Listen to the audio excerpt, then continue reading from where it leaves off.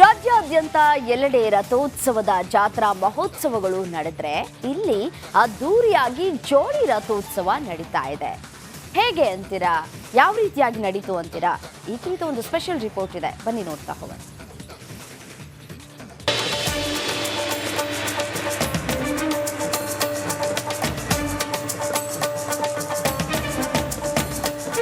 ಜೋಡು ರಥೋತ್ಸವ ನೋಡಲು ರಾಜ್ಯದ ವಿವಿಧ ಭಾಗಗಳಿಂದ ಆಗಮಿಸಿದ ಲಕ್ಷಾಂತರ ಭಕ್ತರು. ವಿರೂಪಾಕ್ಷ ರಥ ಬೀದಿಯಿಂದ ಸಾಗಿದ ಜೋಡಿ ರಥ. ರಥಕ್ಕೆ ಹೂವು ಹಣ್ಣು ಎಸೆದ ಭಕ್ತರು. ಜೈ ವಿರೂಪಾಕ್ಷ ಎಂಬ ಜಯಘೋಷ.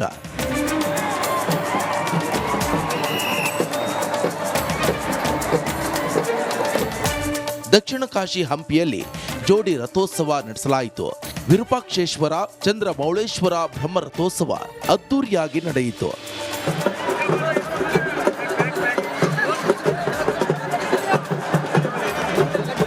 ಸೋಮವಾರವೇ ಹಂಪಿ ಕಡೆ ಮುಖ ಮಾಡಿದ ಸಹಸ್ರಾರು ಭಕ್ತರು ತುಂಗಾಭದ್ರಾ ನದಿಯಲ್ಲಿ ಸ್ನಾನ ಮಾಡಿ ವಿರೂಪಾಕ್ಷೇಶ್ವರ ಹಾಗೂ ಪಂಪಾದೇವಿ ದರ್ಶನ ಪಡೆದರು.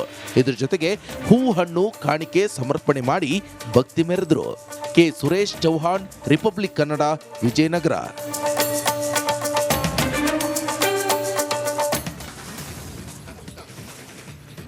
ರಾಜ್ಯದ ಹಲವೆಡೆ ವರುಣದೇವ ಆರ್ಭಟಿಸ್ತಾ ಇದ್ದಾನೆ. ಆದರೆ ಆ ಜಿಲ್ಲೆಯಲ್ಲಿ 10 ಗ್ರಾಮಗಳಿಗೆ ಆಶ್ರಯವಾಗಿದ್ದ ಡ್ಯಾಂ ಇದೀಗ ಬತ್ತಿ ಬರಿದಾಗಿದ್ದು ಜನ ಜಾನುವಾರು ಪರದಾಡುವಂತಹ ಪರಿಸ್ಥಿತಿ ನಿರ್ಮಾಣವಾಗಿದೆ.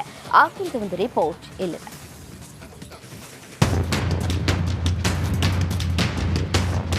ಸಂಪೂರ್ಣ ಖಾಲಿಯಾದ ಹತ್ತಿಕುಣಿ ಜಲಾಶಯ.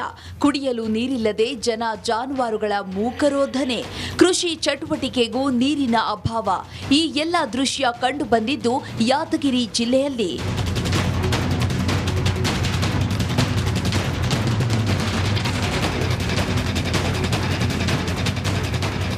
ಹೌದು, ಯಾದಗಿರಿ ಜಿಲ್ಲಾ ಕೇಂದ್ರದಿಂದ ಕೂಗಳತೆ ದೂರದಲ್ಲಿರುವ ಹತ್ತಿಕುಣಿ ಜಲಾಶಯ ಸಂಪೂರ್ಣವಾಗಿ ಬತ್ತಿ ಹೋಗಿದೆ. ಜಲಾಶಯದಲ್ಲಿ ನೀರು ಖಾಲಿಯಾಗಿ ಕಲ್ಲು ಬಂಡೆಗಳೇ ಕಾಣಸಿಗ್ತಿವೆ. ಹೀಗಾಗಿ ಡ್ಯಾಂನಲ್ಲಿ ನೀರಿಲ್ಲದ ಹಿನ್ನೆಲೆ ಜನರು ಪರದಾಡುವಂತಾಗಿದೆ. ಬಿಸಿಲಿನ ತಾಪಮಾನದಿಂದ ಈ ಸಾರಿ ಮಳೆ ಸ್ವಲ್ಪ ಕಡಿಮೆ ಆಯಿತು. ಆದ್ರೂ ಕೂಡ ಡ್ಯಾಮ್ನಲ್ಲಿ ನೀರು ಸ್ವಲ್ಪ ಸಂಗ್ರಹ ಇತ್ತು. ಇಷ್ಟಷ್ಟು ದಿನ ಇವು ಕೃಷಿ ಚಟುವಟಿಕೆಗಳಿಗೂ ರೈತರು ಇಲ್ಲಿ ತನಕ ಏನಪ್ಪ ನೀರು ಬಿಟ್ಕೊಂಡಿಕೆಯಿಂದ ಕೃಷಿ ಚಟುವಟಿಕೆಗಳೆಲ್ಲ ಬೆಳೆಗಳು ಬೆಳೆದಿದ್ದಾರೆ. ಮುಂದೆ ತೋಟಗಾರಿಕೆ ಬೆಳೆಗಳು ಮಾಡಲಿಕ್ಕೆ ಕೊನೆ ಹಂತದ ರೈತರಿಗೆ ಏನಪ್ಪ ಅಂತಂದ್ರೆ ನೀರು ಮುಟ್ತಾ ಇಲ್ಲ. ಆ ಕೊನೆ ಹಂತದ ರೈತರಿಗೆ ನೀರು ಮುಟ್ಟಬೇಕಾದ್ರೆ ಈ ಡ್ಯಾಮ್ನಿಂದ ಇರ್ತಕ್ಕಂಥ ಕ್ಯಾನಲ್ಗಳನ್ನು ದುರಸ್ತಿ ಮಾಡಬೇಕು. ಇಲ್ಲಿನ ಜಿಲ್ಲಾಡಳಿತ ದುರಸ್ತಿ ಮಾಡಿದಾಗ ನೀರು ಪೋಲಾಗಂಗಿಲ್ಲ. ಮುಂದೆ ಕೊನೆ ಭಾಗದ ರೈತರಿಗೆ ನೀರು ಮುಟ್ತಾವ. ಮುಂದಿನ ತೋಟಗಾರಿಕೆ ಬೆಳೆಗಳು ಬೆಳೆಯಕ್ಕೆ ಅನುಕೂಲ ಆಗ್ತದೆ. ಇದೀಗ ಜಲಾಶಯದ ನೀರಿನ ಮಟ್ಟ ಕಡಿಮೆಯಾಗಿರೋದ್ರಿಂದ ನೀರು ಪೂರೈಕೆ ಸಹ ಸ್ಥಗಿತಗೊಳಿಸಲಾಗಿದೆ. ದನ ಕರುಗಳು ಕುರಿಗಾಯಿಗಳು ನೀರು ಕುಡಿಯಲು ಪರದಾಡುವಂತಾಗಿದೆ. ಒಟ್ಟಾರೆ ಈ ಬಾರಿ ರಾಜ್ಯ ಸೇರಿ ಯಾದಗಿರಿ ಜಿಲ್ಲೆಯಾದ್ಯಂತ ಭೀಕರ ಬರಗಾಲ ಅನಾವರಣಗೊಂಡಿದ್ದು ಹನಿ ನೀರಿಗೂ ಜಲಕ್ಷಾಮ ಶುರುವಾಗಿದೆ. ಮುಂದೆ ಜಿಲ್ಲಾಡಳಿತ ಯಾವ ರೀತಿ ನೀರಿನ ಸಮಸ್ಯೆ ಬಗೆಹರಿಸುತ್ತೆ ಅನ್ನೋದನ್ನ ಕಾದು ನೋಡಬೇಕಿದೆ. ನಾಗರಾಜ ಮಗದುಮ್ಮ, ರಿಪಬ್ಲಿಕ್ ಕನ್ನಡ, ಯಾದಗಿರಿ.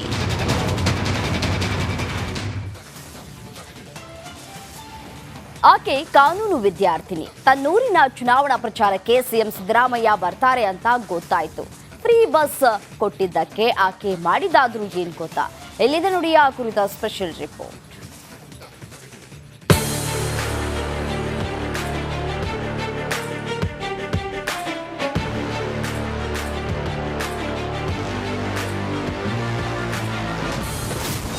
ಸಿಎಂಗೆ ಫ್ರೀ ಟಿಕೆಟ್ ಹಾರ ಹಾಕಿದ ಲೇಡಿ.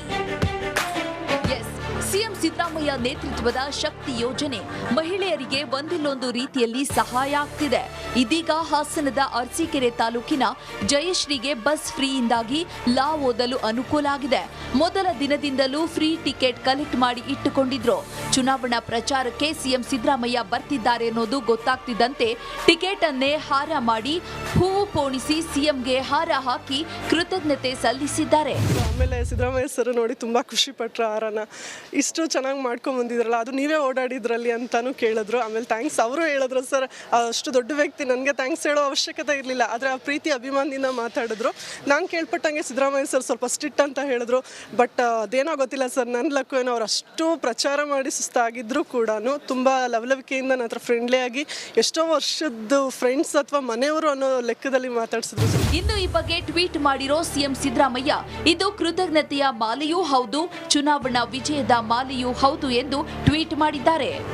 ಒಟ್ಟಲ್ಲಿ ಕಾಂಗ್ರೆಸ್ ಸರ್ಕಾರದ ಗ್ಯಾರಂಟಿ ಯೋಜನೆಗಳು ಫಲಾನುಭವಿಗಳನ್ನ ಮುಟ್ಟುತ್ತಿವೆ. ಆ ಮೂಲಕ ಸರ್ಕಾರ